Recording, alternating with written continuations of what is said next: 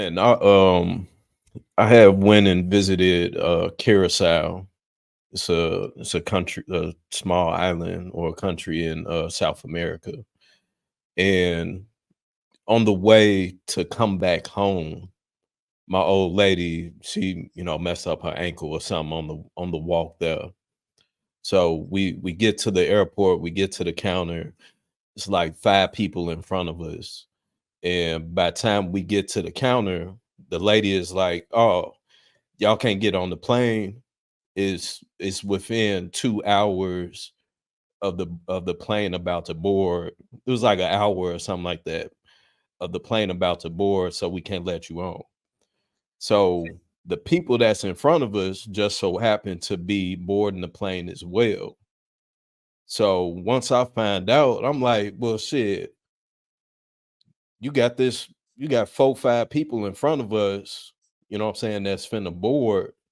And what's the problem? And we had the kids, we had our kids with us. So I'm like, we got kids with us too, man. Just let us just board the plane. Long story short, Shorty wouldn't let me on. And I'm ready to go go home. I'm frustrated. So I'm on a million, at this point. And they had security in there, and the chick, she waving security over. So I'm just ready to lash out on somebody. So I'm like, yeah, come on, security, yeah, come on. Dude, like, no, no, no, y'all figure it out. Uh Long story short, I really, really wanted to put hands on her, even though I don't put hands on women. But What? it was one of them it was one of them situations where she was, really just taking it there. But yeah, I had to bring it back in and realize, one, I'm not in America. Two, what I'm saying, I gotta continue to set an example for the children, for the kids. And it wasn't worth it. So Waffle just ate it. We ate it and ended up spending another day outside of the country involuntarily. But that was maybe about 3 years ago. That was really the last time that I would say that I was ready to go down. Okay. Well, Man, Viz with them butter whip, you tweaking, dog. You got them butter whips over there talking about, so 3 years ago was the last time I was in a fit of rage. Nigga, I was in a fit of rage Sunday. You know what I'm saying? Got some news about my daughter. I'm 700 miles away from my kids, and she down there acting a fool. And finally got her on the phone and wanted to let loose on her. But the nature of the situation didn't call for me to unleash all of that on her in the moment. She needed something different from me in the moment. So I said it myself. I gave her a little bit, you know what I'm saying? And then I turned into Heathcliff Huxtable and gave her the Dr. Huxtable conversation. So Sunday was the last time that I was in a fit of rage about to explode. But again, I had to center myself and think about the bigger picture and really kind of assess what she needed from me in that moment and address what needed to be addressed properly. I'm on mute.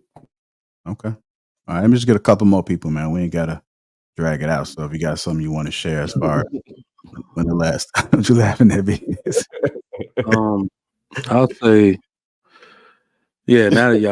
Now I think about it, a bit of rage. So, I've been MIA, been dealing with a lot. My mom was diagnosed with cancer last October, so I kind of took a break.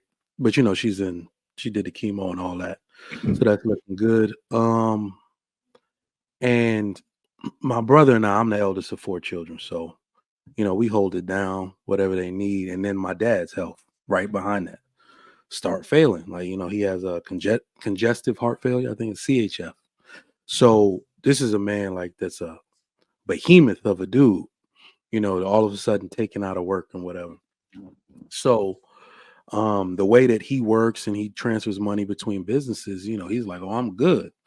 And, me and my brother like, but you can't stop that engine from going between the businesses he has here in Nigeria. So me and my brother had to handle that. And the part that was interesting to me is that I have a family member that lives with them. And my dad had paid like the mortgage out for a few months. And that person, and all of a sudden I had heard that that person that lives in my parents' house wrecked their car. Wrecked their car.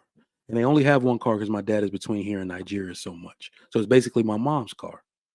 So they did that. Didn't do anything. This person works and everything. Didn't do anything to make up for it. So now I'm being asked if I could ship our spare car. But it's me, I'm gonna do it. Then I found out that after that mortgage was paid up, the months were up, my parents' mortgage is $1,600. That's how long they've had their house. $1,600. You can't find an apartment damn near anywhere in America for $1,600. I get a call from my brother like, "Hey, what are we gonna do? I want to help mom and dad out with the mortgage." I said, "Excuse me? There's a grown person living in that house with their son. Who's asking me to pay the mortgage while that person living in their house?" And to be quite honest, me and this person have had a back and forth for a long time. The sad part is, given the way we were raised, if it was me in that situation living there, it'd be automatic. Nobody would hurt anything, right? So I was rageful, but my response is always to come at things in this is what I believe and this is what you should do. And that's what I've done the entirety of my life when it came to this person. But I chilled out, and I said, you know what? I'm not going to be rageful. I'm going to get strategic. And I use strategy to get accountability out of that person. I said nothing, and I know they were waiting for it. Because have y'all ever had that situation where you got a back and forth with somebody and they use that back and forth as a reason to not do whatever it is you're trying to get them to do? Y'all talking to me crazy. So I said, I'm not, I understand. I've been through this 100 times. I'm not doing it. I'm not saying anything. And I got really, really strategic. And because I knew that you can't find anywhere else to live at that price, I basically sent a letter saying I'm buying my parents' house. They're moving in with me, and anybody in this house will need to vacate because it's gonna get rented out. So then that person gets on the phone with me. You see what I'm saying? It's like, well, I can help out and, and I can pay it. You see what I'm saying? So instead of getting rageful, which I usually get when it comes, and I'm warranted. I really have the ability to do that. I decided to get strategic instead and try to beat this person with logic. Talk to my brother, let my brother talk to that person and everything. So I didn't have a contentious back and forth to give them an excuse to be trifling some more. You talking big bank take little bank. That's rich people problems. I see you. That's why you carry a gun? All right, good. So No. So no cap. That whole I'm buying my parents' house shit was a ruse. It was a ruse. So you pump fake. Okay. No, and I could actually I have a contract to buy another house, but in my brain I was like, let me just use that approval that I got right now and get that letter sent to my parents' house instead. So yeah, I could, but I'm trying to buy a house for my children, me and my family. So, but I could buy my parents' house with that and rent it out. But no, I was pump faking. Yep. I'll be real quick. I'm completely honest and out front about I grew up in trauma. You understand? Raised in the South Bronx after I came up from the Virgin Islands and stuff. It wasn't easy, especially kids was very tough, and I used to be soft and cry and stuff like that. But then, I grew violent as a young dude. Father wasn't there. Mom couldn't understand the dynamics of things because she was there working. So there was always a trauma dynamic within how I grew up. Family was aggressive. Grandfather used to fight uncle, shootouts, stuff like that. Nothing to brag about, but the experiences, you sponge them. and then you use those for conflict resolution if you don't have clinical. Because you could throw a Bible at me 1,000 times. If you don't sit down with somebody and unpack that, that's not a good thing. Even going at year 52 in September of my life, I still get triggered by certain things, but I've learned certain methods to pull back. But there's times where, as humans, we're flawed. I threatened a guy that I would come tear his head off, and that was a couple weeks ago. From him playing around with my name, all the stuff that I do, I had a moment where I was atrocious. As for all the things I've built up, and if those people that have seen me help and do stuff, they see a whole different person. And I was praying on it, and I went and I spoke to my therapist and stuff like that, because I don't know where it came from and where that trigger was. And we all, I can't speak for everybody, but we all have something that brings us to that point where we would just jump off. And I was unashamed of the language that I used, because I know this person, I gave permission to push my buttons and rent space in my head for a moment. I went and actually found the person because they thought it was over, but not on a violent tip.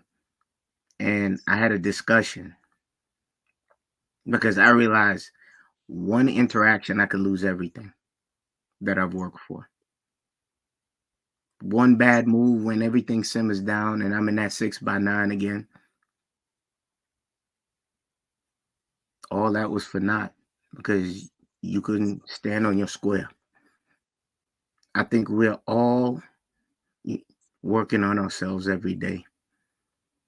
And every man has something. I can speak for myself. I still see I need more work. And I think the work will continue until someone is reading my eulogy. But that was that moment where I was not happy with the man, Kenneth Percival. I was not happy with the guy that, is a steward for the community.